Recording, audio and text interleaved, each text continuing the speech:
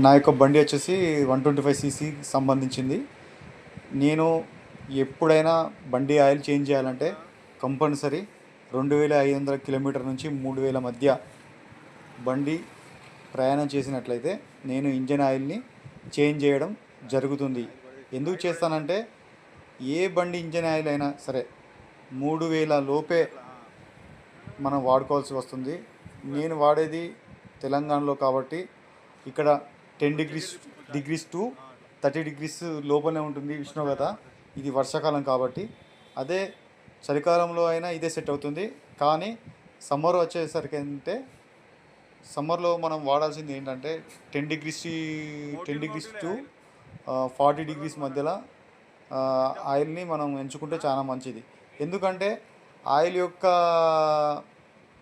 Boiling stage అనేది పెరుగుతుంది కాబట్టి మనం వాడుకోవాలి.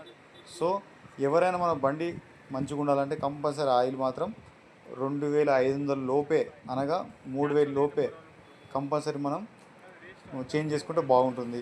ఇది నేను మీకు ఇచ్చే సలహా. నేను ఎప్పటికీ మోటివ్ అనే కంపెనీ నుంచే వాడుతున్నాను.